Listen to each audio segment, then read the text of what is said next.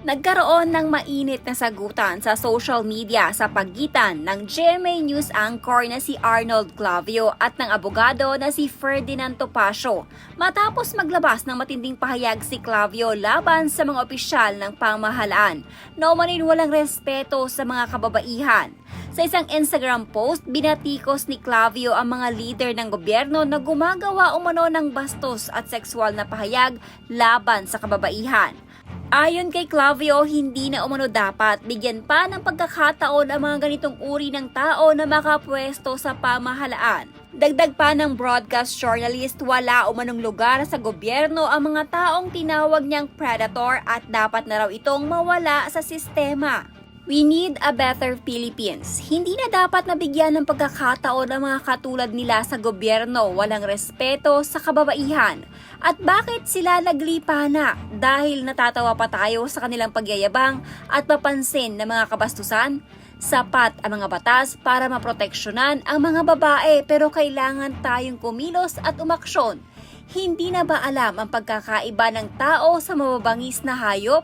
Walang lugar sa gobyerno at sa bansa ang mga predator. Dapat ay maging extinct na sila. Kalalakip ng naturang post ng ilang video clips na mga kontrobersyal na pahayag mula sa ilang personalidad sa politika.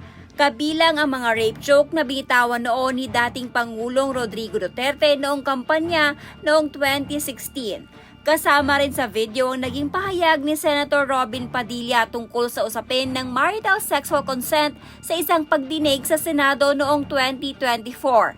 Tampok din ang sexual suggestive na pick-up line ni Luis Raymond Villaferte, gayon din ang kontrobersyal na biro ng dating Pasig congressional candidate na si Ian Sia tungkol sa mga single mother. Samantala, kamakailan lamang ay umali rin ng batiko si Quezon City 4th District Representative na si Jesus Crispin Bong Suntay matapos banggitin sa isang pagdinig sa kamera ang aktres at TV host na si Ann Curtis at ilahad ang kanyang personal na imagination tungkol dito.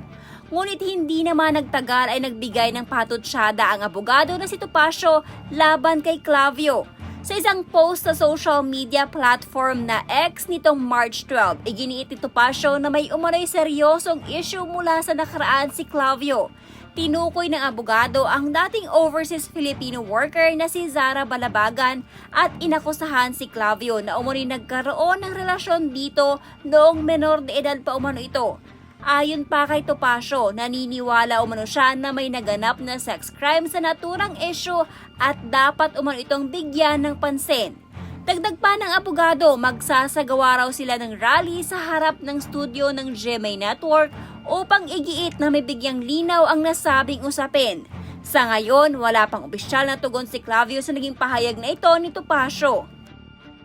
Dear Arnold Clavio, I'm pretty sure there was a sex crime committed when you had a sexual intercourse several times and then impregnated.